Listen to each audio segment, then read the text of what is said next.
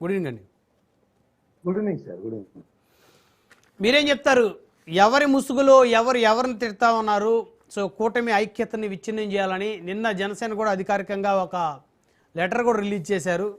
So కార్యకర్తలు పరిధి దాటి మాట్లాడొద్దని, సో అసభ్యంగా మాట్లాడొద్దని, ఒకరినొకరు విమర్శించుకోవద్దని. ఏం జరుగుతుంది? అదేవిధంగా కమిటీలు కూడా ఆగస్టు 15 నాటికి ఆంధ్రప్రదేశ్లో రాష్ట్ర వ్యాప్తంగా జనసేన పార్టీ కమిటీలు వేస్తాము.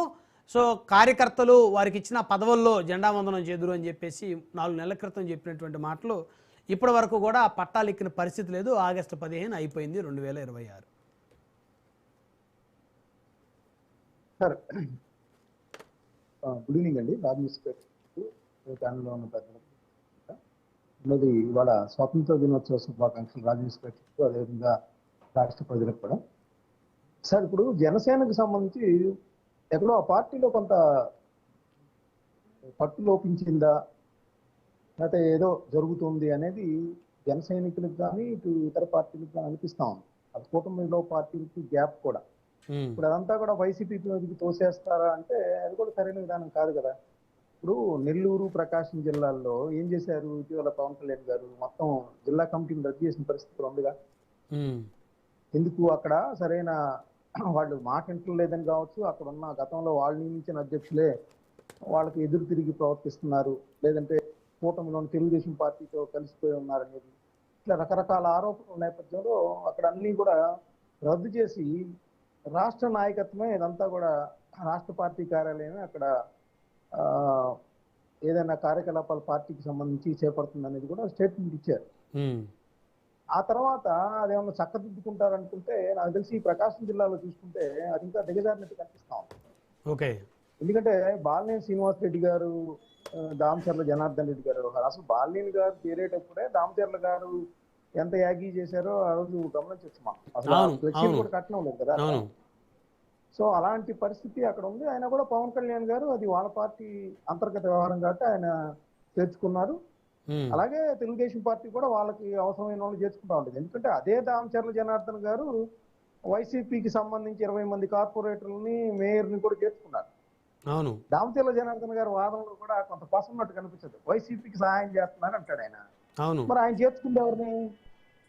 గంగాడు సుజాత గారు ఎవరు? 20 మంది కార్పొరేటర్లు ఎవరు? వైసీపీ నుంచి కాదా? అంటే ఆయన చేర్చుకోవచ్చు కానీ పవన్ కళ్యాణ్ గారు చేర్చుకోకూడదు, బాలినేని శ్రీనివాస్ రెడ్డి గారు పర్యటన చేయకూడదు. సో అంటే టోటల్ గా చూస్తే ఏంటంటే ఇప్పుడు రియాజ్ ఎవరైతే పాత అక్కడ జిల్లా అధ్యక్షుడిగా ఉన్నారో కూడా చైర్మన్ గా కూడా చేస్తున్నట్టున్నారు. ఆయన ఆ వీడియో చూస్తే నిజానికి గతంలో అయితే మరి గతంలో జనసేన యాక్షన్ తీసుకున్నట్టయితే ఇమీడియట్ గా ఆయన్ని డిస్మిస్ చేసి ఉండేది పార్టీ. ఆయన యొక్క భాష, ఆయన యొక్క అబ్యూజ్డ్ లాంగ్వేజ్ అదంతా చూస్తే జనసేనకి గెట్టని వ్యవహారం. మరి ఆ 2 అంశాల నేపథ్యంలో పార్టీ కార్యాలయం నుంచి ఇట్లా భాష వాడద్దు, అట్లా జాగ్రత్తగా ఉండాలి, ట్రాప్లో పడద్దు, ఫేక్ అకౌంట్లు రకరకాలుగా వస్తున్న పరిస్థితి. సో అంటే ఏంటి, కూటమిలో జనసేన టీడీపీలకు సంబంధించి ఏదో అంతర్గత యుద్ధం నడుస్తున్నట్టుగా ఉంది. దాన్ని వైసీపీకి మీద నెట్టే ప్రయత్నం చేస్తున్నట్టుగా కనిపిస్తా ఉంది. ఇప్పుడు ఒకటి చెప్తాను గమనాయుడు గారు, అక్కడ నిజానికి ఫేక్ అకౌంట్ క్రియేట్ చేస్తున్నారు, ఫేక్ ఐడీలతో పెడుతున్నారు అనుకుందాం. అధికారంలో ఎవరున్నారు? సైబర్ క్రైమ్ వాళ్ళకి కంప్లైంట్ ఇస్తే ఇగో వీళ్ళు పలానా వాళ్ళు జనసేన తరఫున జనసేన వాళ్ళు కాకుండానే పెడుతున్నారని కూడా తెలిసేసేయచ్చు కదా. నువ్వు పిలిచి కేసులు పెట్టచ్చు. ఎవరైతే ఇగో ఇట్లా మా ఇద్దరి మధ్య కుట్రలు చేయడానికి, అంటే పార్టీల మధ్య కాకపోవచ్చు కానీ అసలు ఆ విధంగా చేయటమే సైబర్ చట్టాల ప్రకారం తప్పు కదా.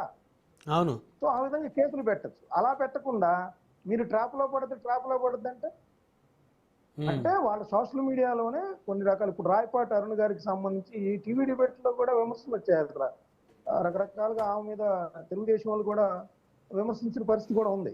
అంటే అది కొద్దిగా వ్యవహారం ముదురుతోంది జనసేన టీడీపీ మధ్య. ఇంకోటి కూడా చెప్తాను, ఇటీవల కాలంలో యాక్చువల్ గా పవన్ కళ్యాణ్ గారు ఎంత మొన్న అమరావతికి స్టీల్ బ్రిడ్జిలు కానీ సీడ్ యాక్సెస్ రోడ్డు సంబంధించి రాకపోవటం పట్ల అది ముందుగా నిర్ణయం అయిపోయి ఉండొచ్చు. కానీ ఆయన కోసమైనా లేకపోతే అంతకు ముందు కొద్ది కోఆర్డినేషన్ ఉండేది. పవన్ కళ్యాణ్ గారు ముందుగా కేంద్ర మంత్రి దిగారు కాబట్టి అదేమన్నా, ఎందుకంటే ఇవాళ నిర్ణయం చేసుకోవచ్చు కదా, అది 13వ తారీఖు చేయాలని ఏం లేదు కదా. అది ఆల్రెడీ ఎప్పటి నుంచో 10 ఏళ్ల నుంచి నిర్మాణంలో ఉన్నాయి. 13వ తారీఖు ఏంది? ఉమ్, సో పవన్ కళ్యాణ్ గారు ఆ రోజు అక్కడ వెళ్లకుండా నారాయణ మనోహర్ గారిని పంపించారు. ఏదో కూటమి పట్ల బాగానే ఉందని కలర్ ఇచ్చే ప్రయత్నం చేసినట్టు కనిపిస్తాం. ఉమ్, సో ఈ రోజు కూడా నిజానికి జ్వరం వచ్చింది, రాజమండ్రిలో ఇట్లా ఆయనకి పరీక్షలు చేశారు, హైదరాబాద్ లో కూడా ఫిజియోథెరపీ చేయించుకోబోతున్నారని చెప్పినప్పటికీ కూడా ఏదో కొంత గ్యాప్ ఉందా ఏంటి?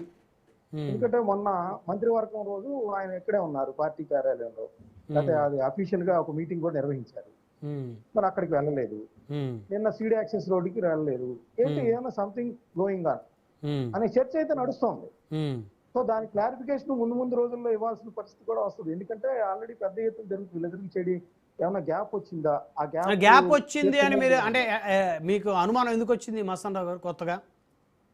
ఇప్పుడు నేను చెప్పాను కదా ఉమ్, సార్, ఇప్పుడు మంగళగిరిలోనే ఉన్నారు, ఆయన రివ్యూ చేశారు అధికారికి, మంత్రి మండలికి సమావేశానికి హాజరు కాలేదు. ఉమ్, నిజంగా జనసేన ఒక కూటమి పార్టీలో ఒక పార్టీ కాబట్టి యాక్సెప్ట్ చేశారు. కానీ నిజానికి చంద్రబాబు నాయుడు గారు ఒక మంత్రి హాజరు కాకపోతే ఒప్పుకుంటారా? ఏది ఇక్కడే ఉండి ఒక 20 కిలోమీటర్ల 30 కిలోమీటర్ల సరౌండింగ్ లో ఉండి అటెండ్ కాకపోతే అది యాక్సెప్ట్ చేయరు కదా. ఓకే, ఆయనకు ఒంట్లో బాగోకపోతే దట్ ఈస్ డిఫరెంట్, అది ఒంట్లో బాగోలేదు కాబట్టి అక్కడ వేరే రివ్యూ జరుగుతుంది, ఇక్కడ మంత్రి మండలి రివ్యూ జరుగుతుంది. అంటే నేనేమి వాళ్ళ మధ్య గ్యాప్ పెంచలేదు, అంటే అనుమానానికి తావిచ్చే విధంగా ఉంది. ఇది చర్చ జరుగుతుంది కూటమిలో. ఈ విధంగా ఏమన్నా ఉందా? ఎందుకంటే గత కొన్ని రోజులుగా చూస్తే మీరు వాళ్ళ ట్రాప్ లో పడుతుందని వీళ్ళు, వీళ్ళ ట్రాప్ లో పడుతుందని వాళ్ళు, అందరు తిట్టుకుంటా ఉన్నారు. సో అధిష్టానాలు ఇప్పుడు బాలినేని శ్రీనివాస్ రెడ్డి గారును దామచర్ల జనార్దన్ రెడ్డి గారు తిట్టుకుంటే, లేదంటే కొట్టుకోలేదు సారీ తిట్టుకుంటే దానికి వైఎస్ఆర్సీపీ కారణం కాదు కదా. వాళ్ళిద్దరు చెప్పుకున్నారు కదా ఎందుకు మేమిద్దరం ఇట్లా ఈ విధంగా ఒకళ్ళ మీద ఒకళ్ళ ఆరోపణలు చేస్తుంది కూడా.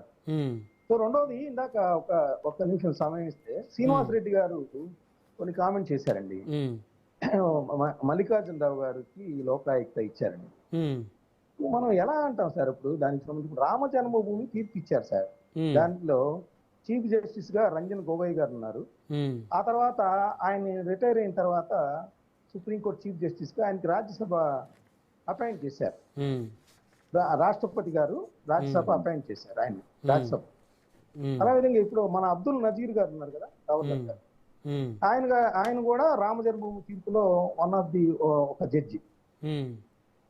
ఆ తర్వాత జస్టిస్ డివై చంద్రచూడ్ గారు సుప్రీంకోర్టు చీఫ్ జస్టిస్ గా తర్వాత అయ్యారు. అంటే అప్పుడు అక్కడ మాత్రం జడ్జిగానే ఉన్నారు. మరి ఇప్పుడు తర్వాత కాలంలో వాళ్ళందరికీ పదవులు వస్తున్నాయి కదా, అవన్నీ మనం అలా అందామా? గౌరవ న్యాయస్థానం మీద ఆరోపణలు చేయటం కరెక్టేనా? అది ఎలా కరెక్ట్ అంటారు?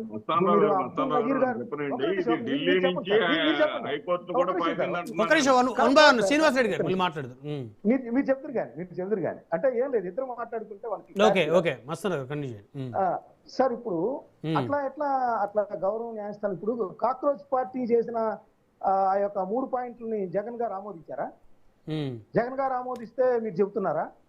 కాక్రోచ్ పార్టీ విధానాన్ని వైఎస్ఆర్సీపీ కూడా అమల్లోకి తీసుకొని వాళ్ళు ఇప్పుడు నరేంద్ర మోడీ గారి మీద, అమిత్ షా గారి మీద చేస్తున్న ఆరోపణలన్నీ నిజమని చెబుదామా? ఏం చెప్తారు? ఇంకొకటి, గతంలో మన సుధాకర్ రెడ్డి గారు అనేక కేసులు ఆళ్ళ రామకృష్ణారెడ్డి గారు వాదించారు. మొన్న రావణ్ కేసు కూడా వాదించారు. రకరకాల వైఎస్ఆర్సీపీ కేసులన్నీ వాదిస్తూ ఉంటారు. పొన్నవోలు సుధాకర్ రెడ్డి గారు, పొన్నవోలు సుధాకర్ రెడ్డి గారు వైఎస్ రాజశేఖర రెడ్డి గారిని నిందితుడిగా చేర్చడంలో కూడా ఆయన పాత్ర ఉందని చెప్పేసి ఆమె షర్మిల గారు ఆరోపించారు గతంలో, గుర్తు చేసుకుంటే. మరి ఆయనకి తర్వాత అడిషనల్ అడ్వకేట్ జనరల్ ఇచ్చారు కదా, ఒక నిమిషం, అడిషనల్ అడ్వకేట్ జనరల్ ఇచ్చారు కదా, అంటే దానికి ప్రతిఫలంగా మీరు ఇచ్చారని మీరు అనుకుంటారా? ఎలా అట్లా మనం చేస్తే ఒకటి, వాళ్ళు చేస్తే మాట్లాడుతున్నారు మస్తాన్ రావు గారు